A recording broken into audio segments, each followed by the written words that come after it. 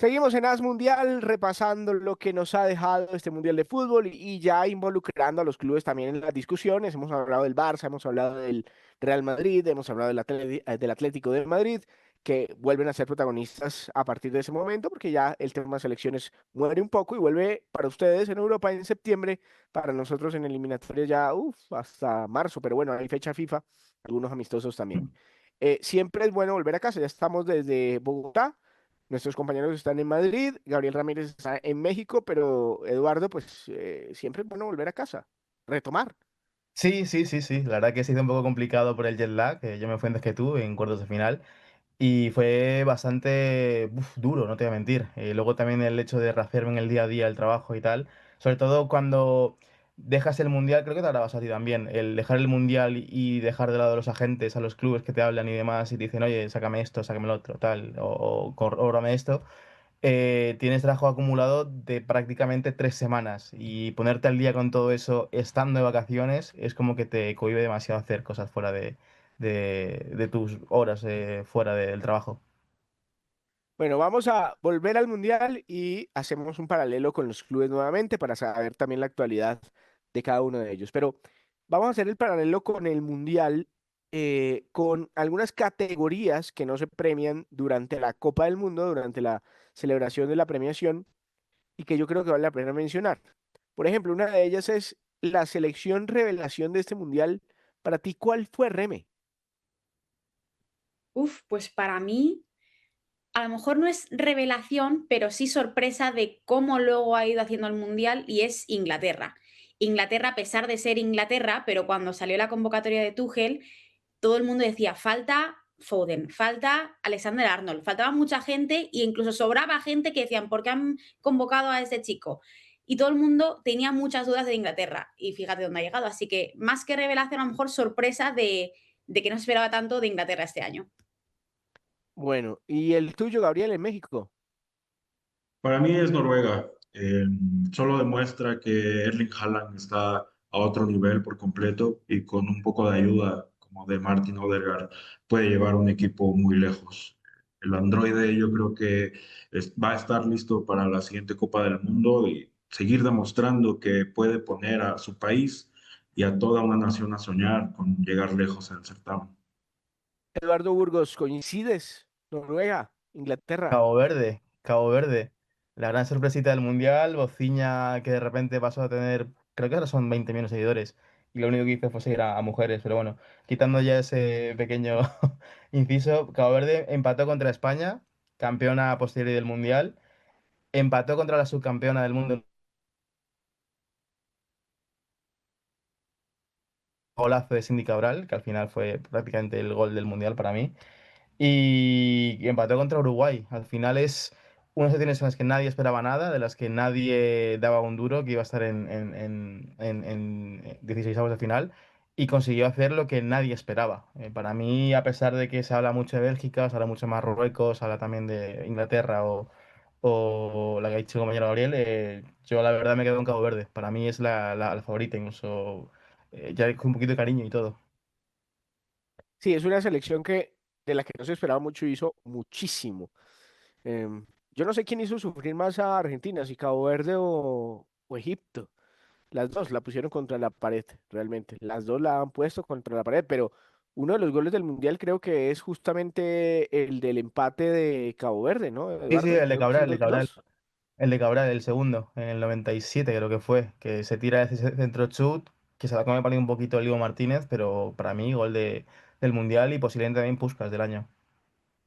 Y el jugador revelación de esta Copa del Mundo, Remy. Me pones aquí en un apuro, ¿eh? Porque es que, claro, tantas selecciones, tantos partidos.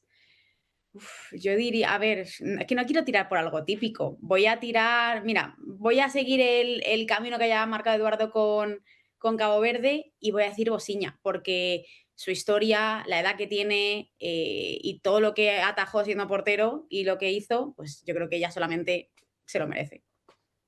A ver, ¿cuál será el de Eduardo Burgos? Yo voy a ser un chaquetero de cuidado y me tiro por lo más obvio que es Michael Olise con sus 8 asistencias en el Mundial, que superó a Pelé, fue prácticamente el motor de Francia. Salvo que luego es verdad que contra España no pudo hacer nada y fue sustituido por Cherki. Pero para mí fue la gran revelación. No revelación por todo lo que venía haciendo en las últimas 2 temporadas, pero sí por la explosión que ha tenido en Francia, porque en las últimas 2 temporadas no tenía ese encaje dentro del sistema de Deschamps y de repente de la nada se ha sacado un Zidane de la chistera que ahora el propio Zidane disfrutará a posteriori.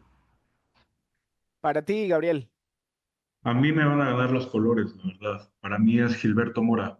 Gil había demostrado calidad en la Liga MX, en partidos de preparación con la selección mexicana, pero inclusive yo dudaba si tenía la categoría y la personalidad para tomar una responsabilidad tan grande como ser protagonista en la Copa del Mundo. Y en la fase eliminatoria yo creo que demostró que está listo para dar el siguiente paso, 6 meses más en Tijuana y esperemos que lo veamos en alguna liga top. Yo creo que es Gilberto Mora. Saben que me gustó mucho un jugador de Marruecos, el Wadi. Body.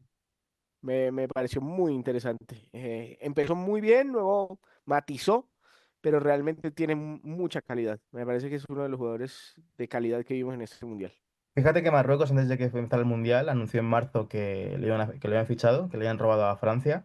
Y teníamos, Aris y yo, un mensaje con el jefe de prensa de Marruecos, con Omar, que nos decía, atentos a lo que sacamos porque hemos fichado posiblemente a vuestro Rodri, o sea, al Rodri de Francia, para que veáis lo que Marruecos pensaba antes de conseguir firmarle.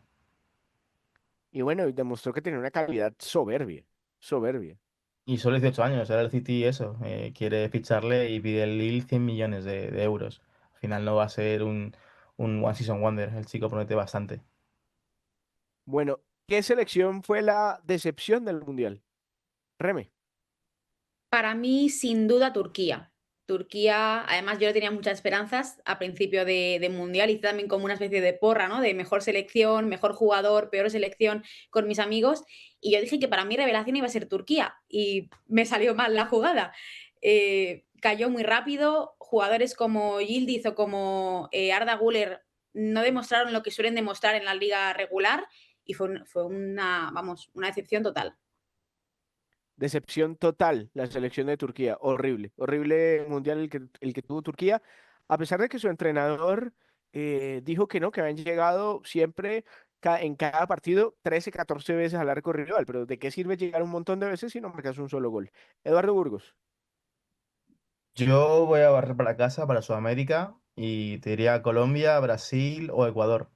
Esperaba bastante de todas ellas, esperaba mucho de Brasil, esperaba mucho más de Colombia, por lo que sacaron contra Portugal, y muchísimo más de Ecuador. Ecuador llegaba con su generación de oro, la mejor generación de su historia, y quedó entre cero y nada. Y con Colombia, bueno, que Daniel Muñoz, un lateral derecho, que no digo que no sea malo, que para mí me encanta Daniel Muñoz, sea tu máximo goleador, viniendo la temporada que tenía Luis Suárez o Luis Díaz, pues pesa bastante.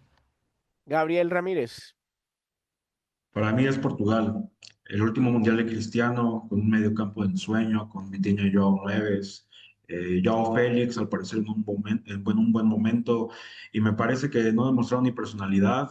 Yo creo que a diferencia de lo que dice Argentina, ellos están en un vestidor roto y le dieron una muy amarga despedida a Cristiano Ronaldo en lo que podrían haber sido sus últimos minutos o uno de sus últimos minutos con la selección de Portugal. La verdad me parece una lástima.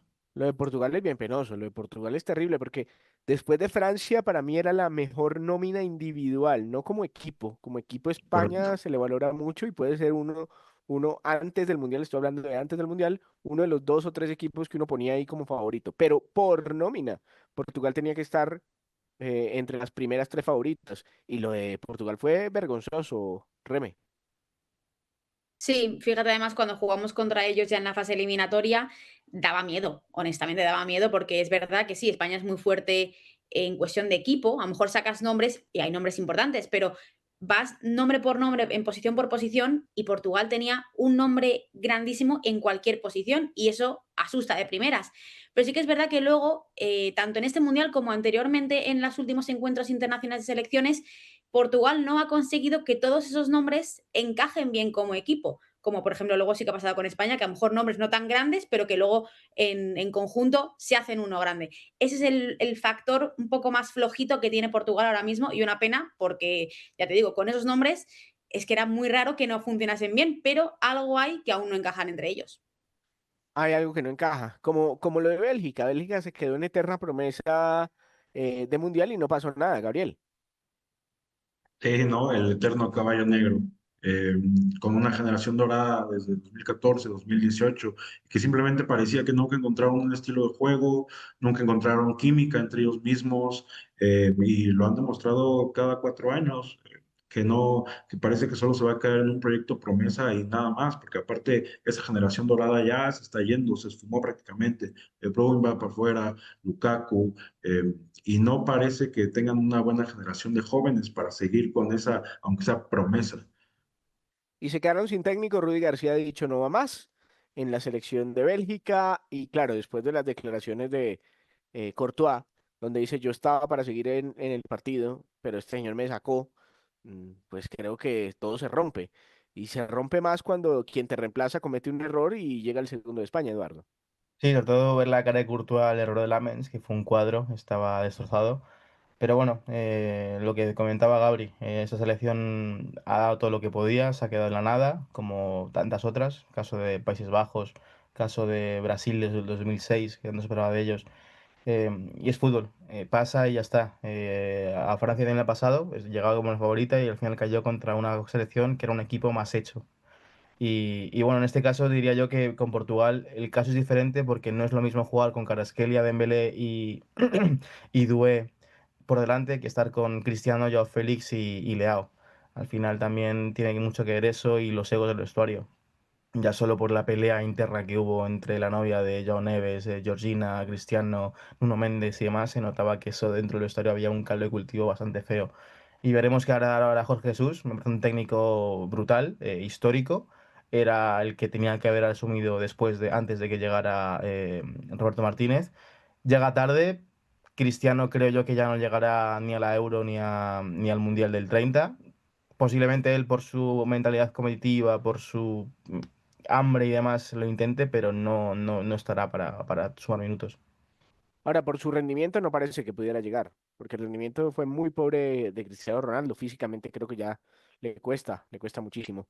Vamos a la siguiente pausa, regresamos, hay más. Vamos a hablar de una designación polémica de parte de la Federación Internacional de Historia y Estadística.